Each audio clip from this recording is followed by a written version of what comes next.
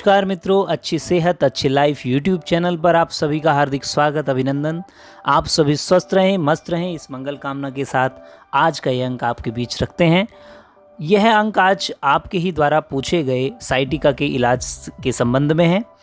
तो यहाँ पर हम साइटिका की बात करेंगे, रोग के कारण, लक्षण और चिकित्सा के साथ साथ पथ्य अपथ्य के बारे में भी जानेंगे। यानी संपूर्ण जानकारी आज आपको यहाँ पर मिलने वाली है। आप इस अंक को अधिक से अधिक शेयर करते हुए कम से कम उस व्यक्ति तक तो अवश्य पहुंचाएं जो इस पीड़ा से पीड़ित है, ताकि उसे सही और प्रामाणिक जानकारी प्राप्त हो सके। तो जानते हैं इस रोग के विषय में।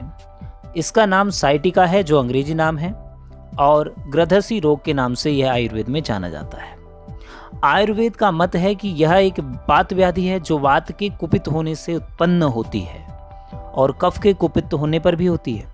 इसलिए कहा गया है भाव प्रकाश में, वाताद्वात कफाभ्याम सा विज्ञेया द्विविधा पुनः।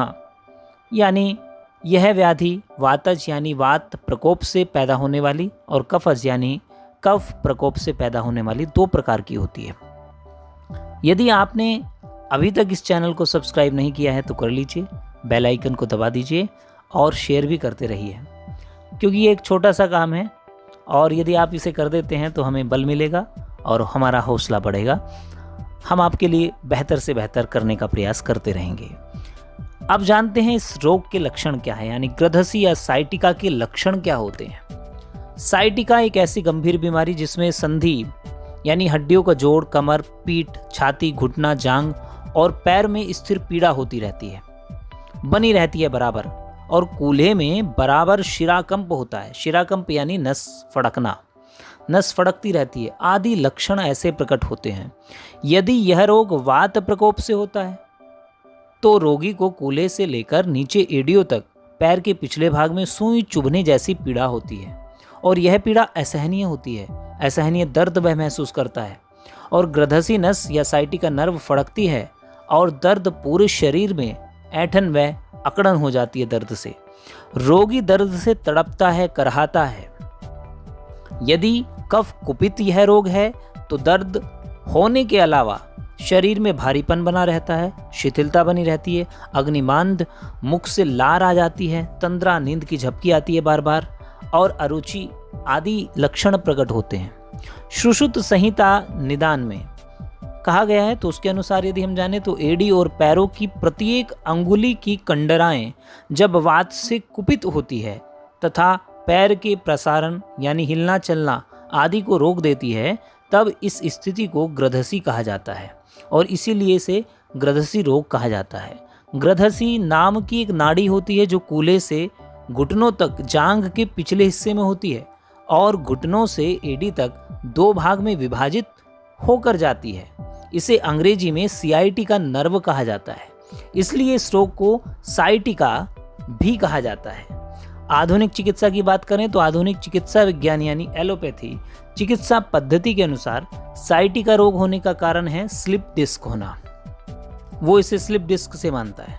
स्लिप डिस्क होना, कूल्हे की हड्डी का स्थान से भंग होना यानी डिसलोकेशन होना, डिस्क का नस पर दबाव पड़ना, कमर में चोट लगने से ग्रद्धसी नस यानी साइटिका नर्व पर आघात लगना आदि कारणों से ये व्याधि पैदा होती है।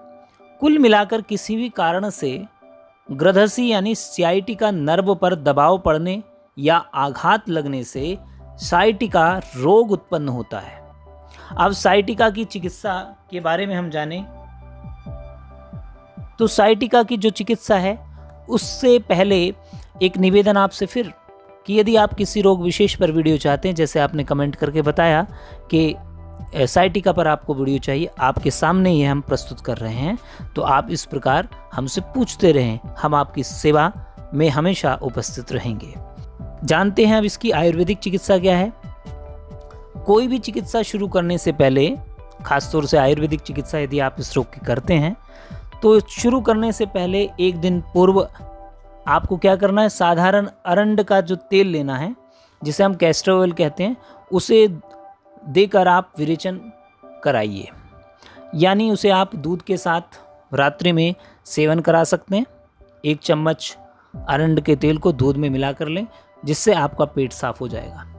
शिरावेद से पूर्व दुग्धपान और स्वल्पाहार कर लेना चाहिए। आप थोड़ा थोड़ा आहार लें, ज़्यादा मात्रा में आहार लेने की कोशिश ना करें। इसके बाद आपके समक्ष हम कुछ अनुभूत योग रख रहे हैं आयुर्वेद के। आप अपनी सुविधानुसार, सामर्थ्य अनुसार इनमें से किसी भी योग का प्रयोग कर सकते हैं और लाभ प्राप्त कर सकते हैं। तो पहला प्रयोग आपके सामने है। निर्गुंडी एक औषधि होती है, इसे जंगली औषधि भी कह सकते हैं आप। इसके आपको 10 से 12 पत्ते 1 गिलास पानी में डालकर उबालने हैं। जब पानी का चौथा भाग बचे तब ठंडा कर छान लेना है और इस पानी को सुबह शाम खाली पेट पीना है। यह काढ़ा असाध्य ग्रद्धसी रोग को समूल नष्ट करने की ताकत रखता है, यह आपको जान लेना चाहिए। निर्गुंडी को समहालू, निगड़, इंद्राणी, बायलिन की पंजगुस्त और 5 लीव्ड चेस्ट के नाम से भी जाना जाता है और ये पूरे भारत में उपलब्ध हो जाता है आसानी से। तो आप इसका प्रयोग कर सकते हैं। यदि आप ये नहीं चाहते तो दूसरा प्रयोग आप कर सकते हैं।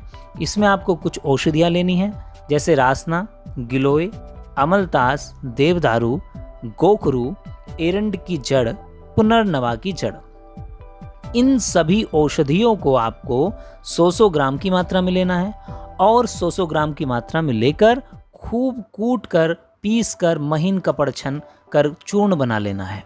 इस चूर्ण को 2 चम्मच मात्रा में 1 गिलास पानी में डालकर काढ़ा बनाना है, उसे पकाना है और जब ये पककर, उबल कर, जब पानी जो है चौथा भाग बचे पानी का, तब उतार कर इसमें आधा चम्मच सौंठ का चूर्ण डालना है और उसे फिर ठंडा करने के लिए रख देना है। फिर इसे छानकर पी लेना है। लाभ न होने तक आप सुबह शाम खाली पेट इसका सेवन कर सकते हैं। तीसरा नुस्खा आपके सामने हम रख रहे हैं। तीसरा नुस्खा है शुद्ध कुचला। शुद्ध कुचला आपको लेना है और इसमें समान भाग सौंठ को मिलाकर 2-2 ग्राम की गोली बना लेनी है। सौंठ का चूर्ण मिलाकर शुद्ध कुचले के साथ 2-2 ग्राम की गोली आप पानी से बना लेंगे और सुबह शाम गर्म दूध से इसका सेवन करेंगे तो आपको लाभ मिलेगा। चौथा नुस्खा आपके सामने है। महायोगराज गुग्गल 40 ग्राम, भुनी हुई हींग 10 ग्राम, एरंड की मींगी 10 ग्राम, तीनों को बारीक पीसकर रासनादि क्वाथ के साथ खरल में खूब घोंटकर मटर के दाने के बराबर गोलियां बना लेंगे। दिन में 3 बार 2-2 गोली गर्म पानी से लेनी है। यदि कब्ज रहता हो तो 4 चम्मच महारासनादि क्वाथ में 1 चम्मच अरंड तेल डालकर 3 दिन तक सोते समय पीना है। कम से कम 3 दिन तक आप सेवन करेंगे और यदि ये कब्ज आदि बना रहता है तो आप इसे बढ़ा सकते हैं समय। यह इस रोग की उत्तम औषधि है। 5वां प्रयोग आपके सामने है।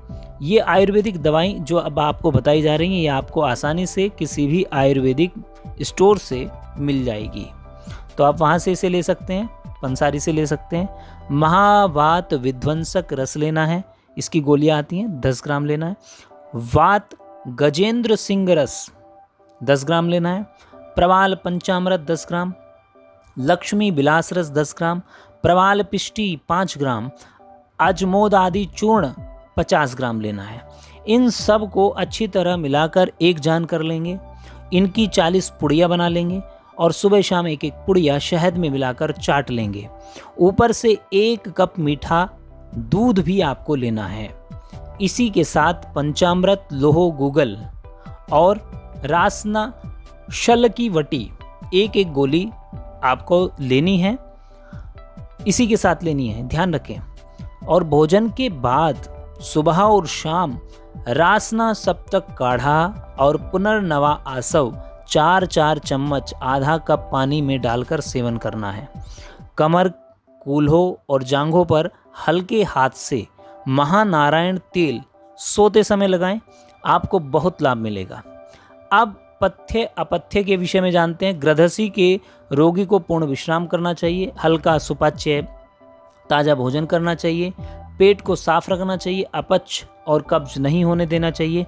हो सके तो आप योगासन आदि करते रहें, जिससे आप स्वस्थ रहेंगे। ध्यान रखें कि आपको इसकी चिकित्सा कराते हैं यदि किसी से, तो किसी योग्य वैद्य या डॉक्टर से कराएं। दवाओं का प्रयोग शरीर की प्रकृति के अनुसार वैद्य के निरीक्षण में ही करें। बहुत बहुत धन्यवाद। आपको यह अंक कैसा लगा इसके बारे में भी हमें कमेंट करके अवश्य बताएं। नमस्कार।